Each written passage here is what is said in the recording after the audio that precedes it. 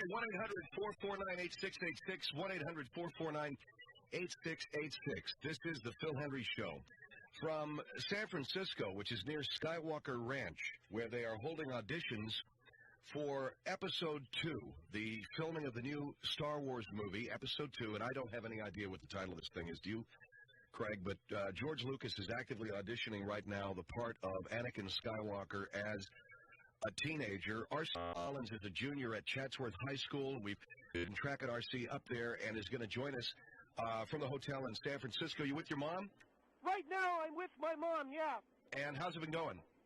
Well, it's fun to see San Francisco, but I come from California. I've been here before. Like, a lot of the kids that are here, they don't come from California. They've never been here before. What is that like? You're up there, you're waiting to audition for George Lucas. What other kids have you seen? What other stars have you seen? Seen other actors? I've seen the kid from Dawson's Creek, and I've seen the kid from Malcolm's Middle, and also the kid from Party of Five. It's going to be tough, but it's going to be... Malcolm in the Middle, I'm told. Malcolm in the Middle? Malcolm in the Middle. It's going to be tough because there's some good ones, but also a lot of amateurs.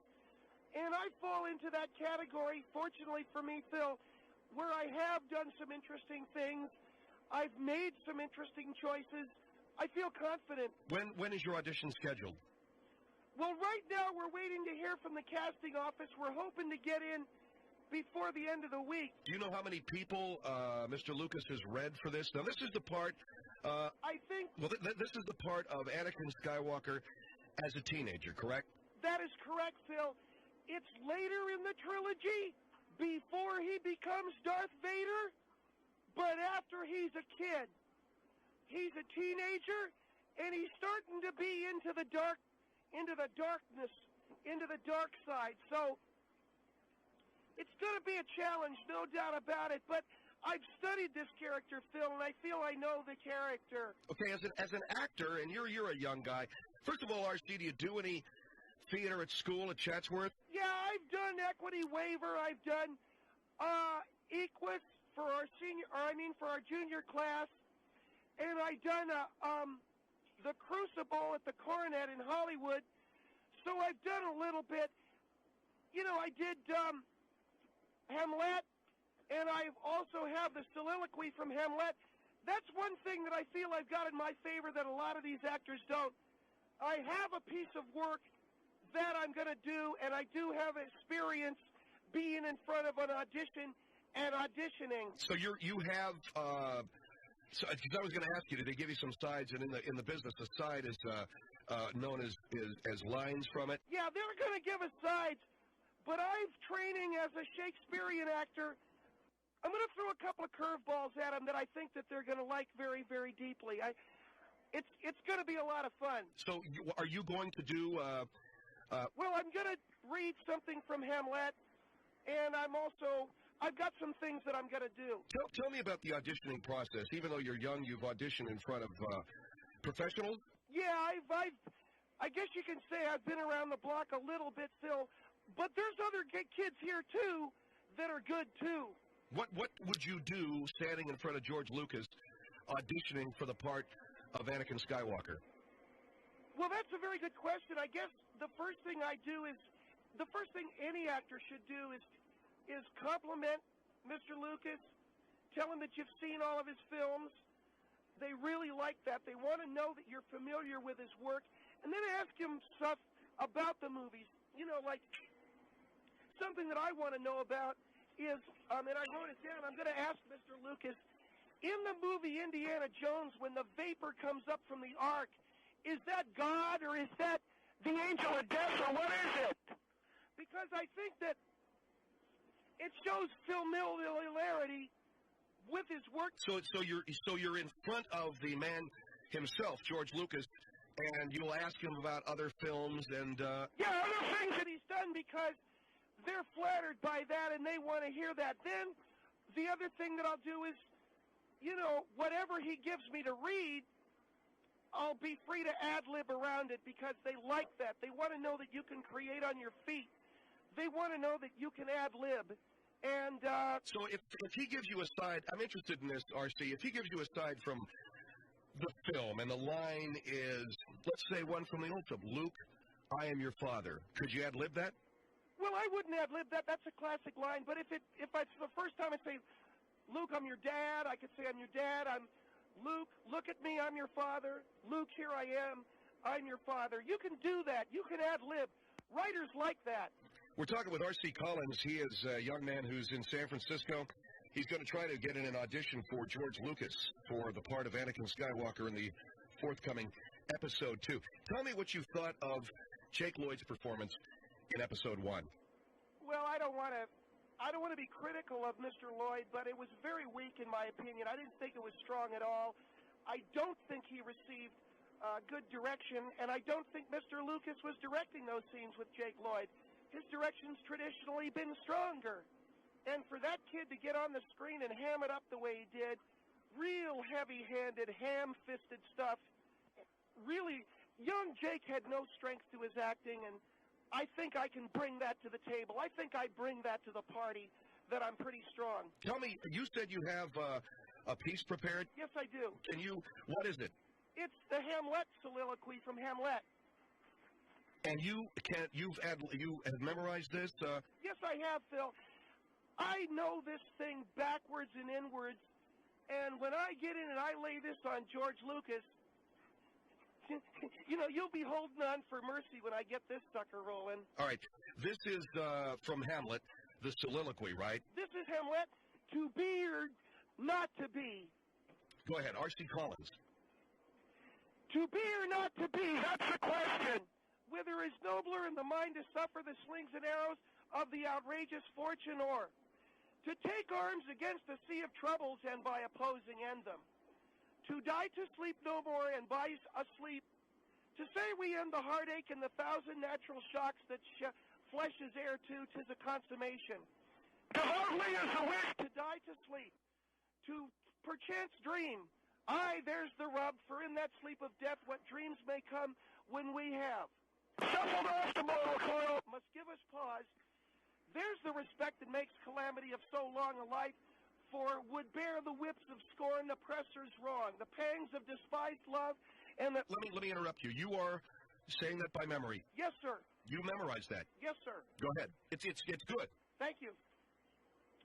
For who would bear the whips of scorn of time, the pangs of despised love, and when he himself might, with a bare bodkin who would Fardell's bear, but the dread of something after death, the undiscovered. Country from whose bourne no traveler returns puzzles the will, and enterprises of great pith and moment, the Pharophilia, be all my sins remembered. And that is That's the soliloquy from Hamlet.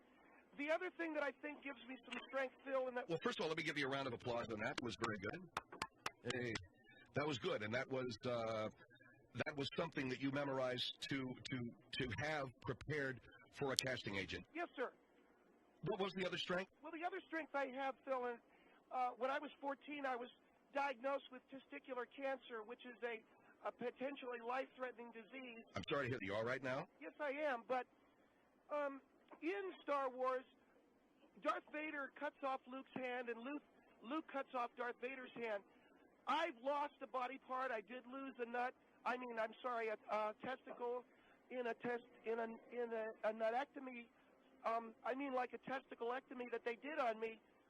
So I know what that's about. And so you're coming from a method place, I guess, right? Well, yeah. I know what it's about to have a nutectomy, and I wouldn't want no kid to be through that or anything. Okay. What about at the outset you were talking about auditioning and the other kids that are there? Yeah, the thing I wanted to mention, Phil, I come from California, so I know all about movies and how they're made. A lot of the kids that are out here auditioning for Mr. Lucas come from other parts of the country. They're going to be scared, and they don't know how to do it, and they're going to be all scared of movies and stuff. So I'm not scared of it because I come from California, and I live near where they make movies.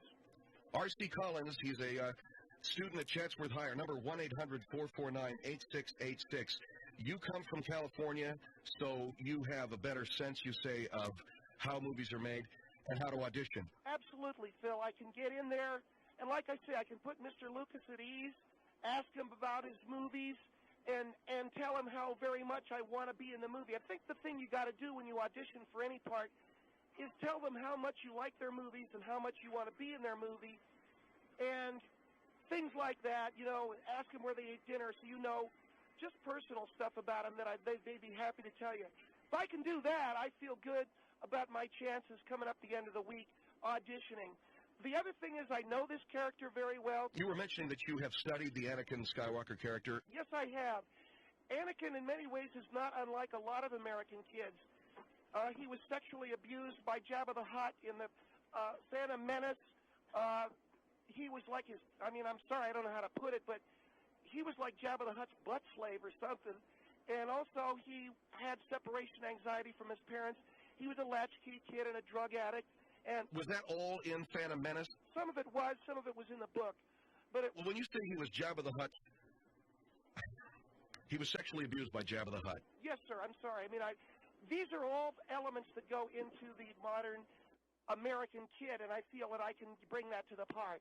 R.C. Collins with us, 1-800-449-8686, talking to us about auditioning for the part of Anakin Skywalker in the forthcoming Episode 2 Star Wars film. It's the Phil Hendrie Show.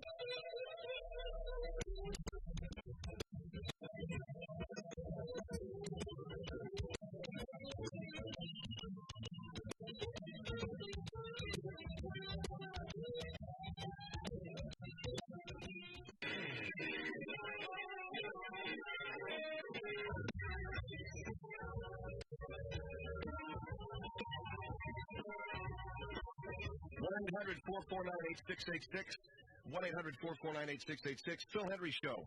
R.C. Collins from Chatsworth High with us from San Francisco, where he is going to audition for Anakin, the role of Anakin Skywalker in the forthcoming Star Wars Episode 2 film. Now, as I understand it, R.C., Anakin Skywalker now is in his teenage years, correct? And that's the role? That's the role, basically, because that's why I'm there auditioning for it. And so they're all teenagers that are with you? Yeah, all teenagers or young adults, guys that can play younger.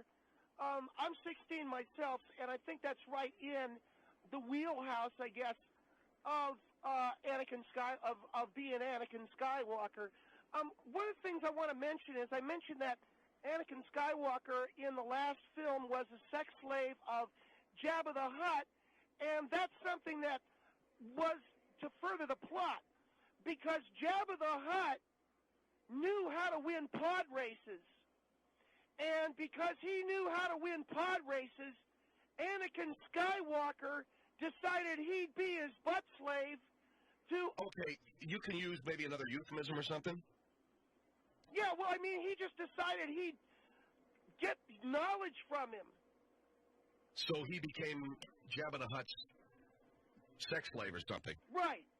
Now, in this episode here, their relationship evolves. But this is going to be the toughest part of this, and this is why I say that I'm suited for this, because I know an awful lot about these characters.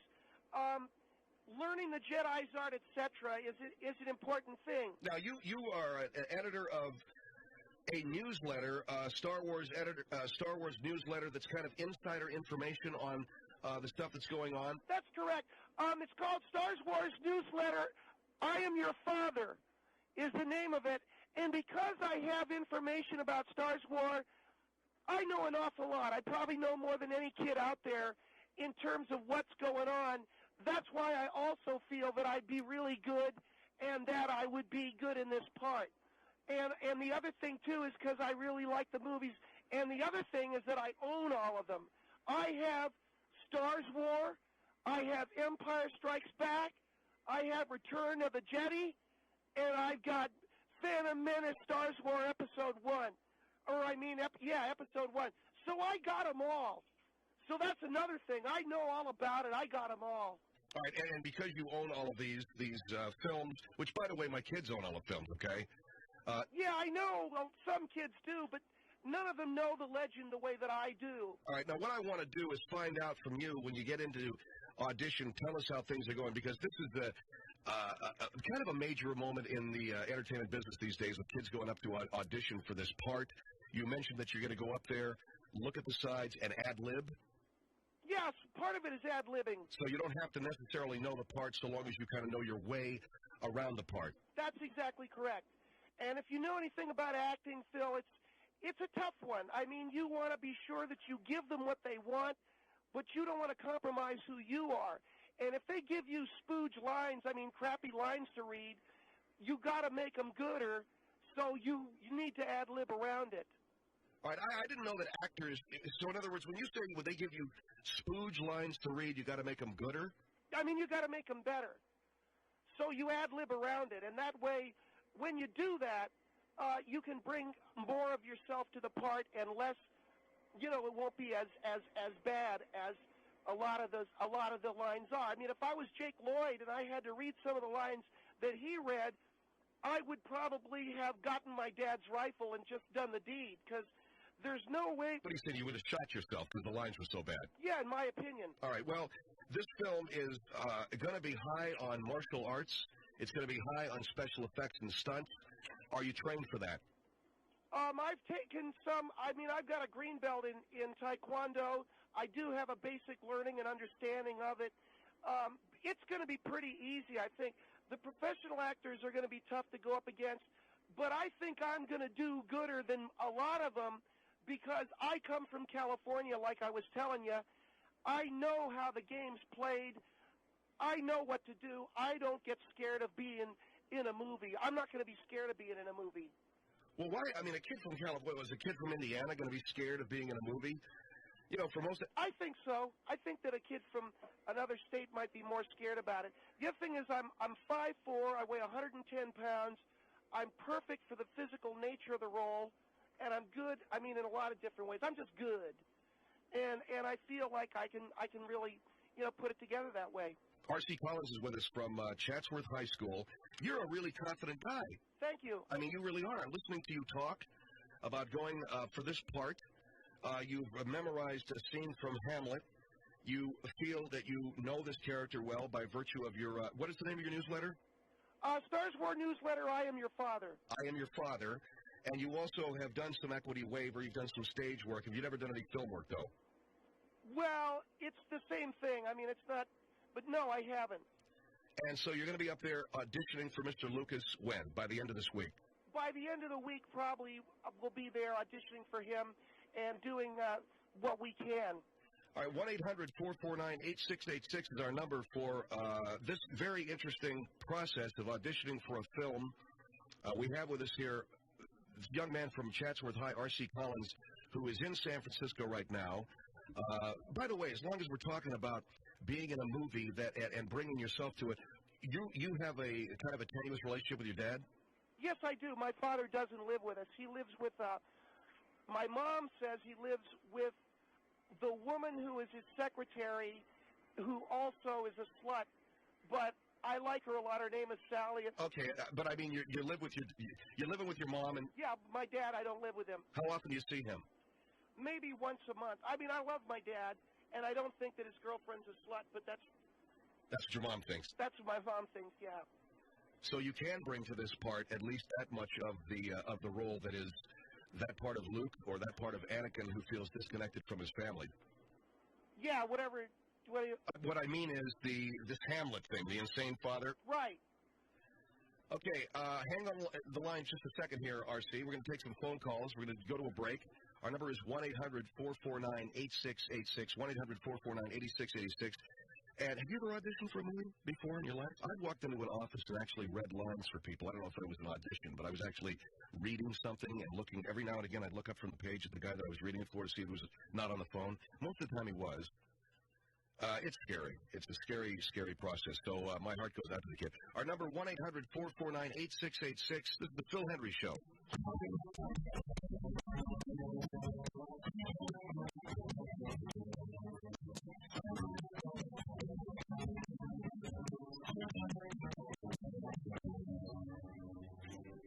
Collins, the junior at Chatsworth High, talking about the experience of waiting to audition for the new Star Wars film, Episode 2. RC's in San Francisco right now with his mom, and he flew up there yesterday and is hoping to get into audition for Mr. Lucas by the end of the week. And we're going to take some phone calls now. Our number, 1-800-449-8686. You ready to take some phone calls, RC?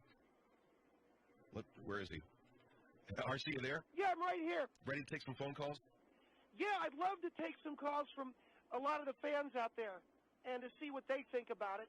Okay, here is Salt Lake City on the Phil Hendrie Show. Hello? Salt Lake City, hello? Hello? Yes, hello. Hi. Hi, how are you? Good, how are you? Fine, ma'am. I just wanted to let RC know that before he goes in front of Lucas, to make sure to say, like, Star Wars instead of Stars War, and to say Jedi instead of Jedi.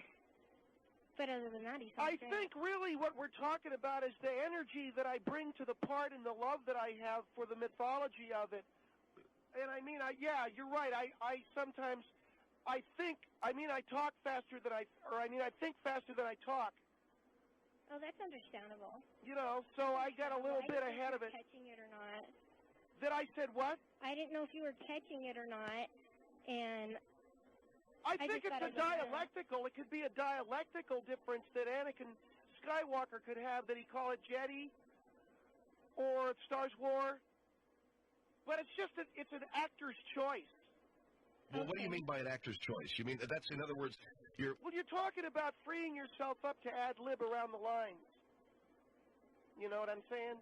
Do you understand about acting? Yeah, I do a little bit. Do you do acting? I have a couple of times. Well, one of the fun things about it is sometimes you can ad-lib and take the writer's bad writing and make it gooder. You mean make it better, right? Make it better, yeah. Okay. Well, I think you're going to do great, RC. Thank you very much. Thank you for your call, ma'am. You're welcome. I don't know that a writer is all that anxious to have his lines changed, you know. Well, Obi-Wan had a weird dialect, and I think that Anakin should have one, too. What weird dialect did Obi-Wan have? The guy that played him, Alec Guinness? Yeah? He talked funny. I mean, I couldn't get that. What do you mean? I mean, he had like an accent. Yeah, a British accent. Alec Guinness is from England. Oh, see, I didn't get that. They didn't make that clear in the film. Well, what's to make clear? The guy comes from Great Britain, so there's a different accent. Santa Rosa on the Phil Hendrie Show. Hello? Hi. Yes, hello. How are you? I'm good. How are you? Fine, ma'am. Good. They didn't make that clear in the film, though. But see, they don't need to make that clear. Hello? Hello. Yes, hi. Hi. They don't need to make that clear because that's part of the actor, not part of the character. Well, I mean, when Obi-Wan had an accent, I'm saying that maybe Anakin could, too. I think Anakin's fine the way he is. I mean, he's created the character to be so like let me ask Mr. Hendrie, Mr. Hendrie, what is this? In other words, so I come on your show and I tell you my ideas for the part, and people are allowed to call up and tell me how I'm wrong? I mean, I'm an actor, and I don't know about these people that are calling. All right. Well, I mean... You know, in other words, I've got my way of doing things. What is this? What are you saying, lady? See, I am a child actor, and I have my job, and I don't even know what agent you're from. Well, what do you? So why are you shooting me down? This all up. Why are you shooting me down? I'm not shooting you down yet. Well, I don't know. You came on and you said that I just said that you don't need for the actor to be explained by the character. You need the actor to explain the character. Well, I don't know what that means. All I'm saying is... What she's saying is that the character is the person that's going to feed your... Well, whatever. So you're doing Anakin Skywalker with an accent. Yeah. And this lady said I shouldn't. She said she thought he was fine the way he was. Which I disagree. I think he needs work. Big work. Especially being a butt slave for Jabba the Hutt. Come on. See, I don't see where you get that, but I don't think that you need to bring that in. Why not? That was part of the whole trauma of his life. I don't know about being a butt slave. You say that was in the film. That's what turned him to the dark side. Jesus, come on. You people... You should do what the writers want you to and explain the character that way. Take the character from the lines that they give you when you go to audition. Take it from their side. let me ask you something. Wouldn't you be pissed off? Wouldn't you go to the dark side if Jabba's lightsaber you're riding that the wrong way? I would, and that's why I'm bringing it into the park. See, I'm not from Star Wars, and I'm not going to take it that seriously. You have to. You must. You must. No, you must not. You must take seriously the signs that they give you, the script that they give you, right then and there for the audition. Yeah. And then worry about that when and if you get the job. That's what I've... What about with the character? He goes in knowing that he'd had Jabba the Hutt's lightsaber planted, and he... But the point is that, Turn to the dark side, little girl. That's what he'd say.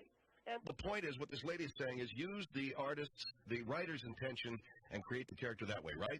Yeah. Okay, ma'am. Thanks for your call. Thank you. Bye-bye. 1-800-449-8686. Phil Hendrie Show here with R.C. Collins talking about auditioning for Star Wars. Gainesville on the Phil Hendrie Show. Hello. Hi. Hi. RC, I had a question for you. yeah, I went on a chat line one time, and it was a Star Wars chat room, and I heard a bunch of rumors that Brendan Fraser was going to audition for the part, and I wondered if it was true. I don't yet know about that, but that's been the buzz around here that Brendan Fraser's going to be around. I went into some of the bars and some of the areas where a lot of the kid actors are hanging out. I didn't see him there. Well, isn't he a little bit old to be a teenage actor? Well, you know that guy plays young. I can play old for my age. I'm 16, but I can play 28. Oh, really? Well, And a lot of people he's been in can't. with honors and stuff, and he's What? been playing college students, and He did what? he's been in movies like with honors. He's been playing like college students. I wasn't really sure if that was going to fit him, but I figured you'd know since you're actually there. Well, I think Brendan Fraser is a fantastic actor. I've got a lot of professional respect for him. I wouldn't have made the choices that he's made. I think George of the Jungle was a huge mistake. Well, how come? It was a big hit. You know, I mean, and Gods and Monsters, I don't think, he's playing like, speaking of, being someone's butt slave, he played Gods and Monsters. Oh, I have a What's question that about? about? Too. What's that all the about? butt slave thing. What? I've seen the movie quite a few times, because I'm a big fan. And Wait a minute, what's your question about? I just wanted to know exactly where you've heard that. Heard what? About the butt slave thing, because I think I would have caught it. Anakin Skywalker being Jabba the Hutt's butt slave? It was all through the movie. Where did you see that? It was all through the movie. Where in the movie? Can you actually quote to me where they say that?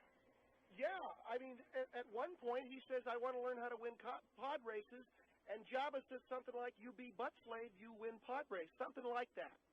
Jabba doesn't really. Jabba I don't the think Hutt? he speaks at all in the new one. Well, Maybe one line, like.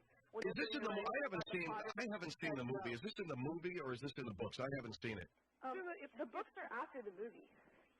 it may be in the books, I don't know. But let me tell you something about Brendan Fraser. Playing Ian McKellen's butt slave didn't... All right, let's get off of that and let's move on. And You can tell by the long, lingering looks they gave each other in the film is what I'm trying to say. what, Gods and Monsters? No, in Phantom Menace. Anakin and Jabba the Hutt. They never had contact. No, not physical contact, but they gave each other long, lingering looks. No, they never had contact at all. I didn't ever notice them looking at each other at all. I think you need to go back. I think you need to rent the movie again. No, I've rented it. Long, lingering looks between Jabba the Hutt and Anakin Skywalker. Yes, I sir. swear to you. I Well- thought you would know since you're an expert. Well, you know? you're okay. Yeah, I think you need to rent the movie again. Well, all right, I'll ma'am. do it, but I Thank really you. don't think. Thank you for your call. Welcome. All right. San Francisco on the Phil Hendrie Show. Hello. Yeah, the one thing, first of all, RC, your voice, the current Anakin, his voice didn't get higher afterward, and you're being on the radio. No, Really, yeah. I mean it with all. I mean it with all due Yeah, respect. right. Tell me all about it. I understand you're an actor. I understand you're trying to get this role. Are you but an I don't actor? Are you an actor?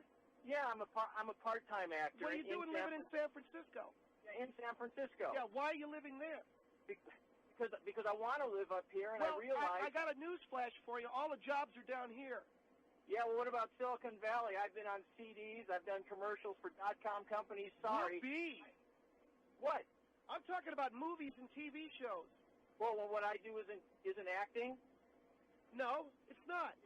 Yeah, well, let me ask you No, this. it's not acting any more than that guy that was on that Union 76 commercial. Yeah, well, wait a second. Let me ask you this, RC. Are you on strike right now? Listen, I can do an older Darth Vader. No, but RC. RC, Look, are you on I'm your father, you asshole. See, RC, are you these on are strike things. right All right, okay. 1-800-449-8686, Phil Hendrie Show.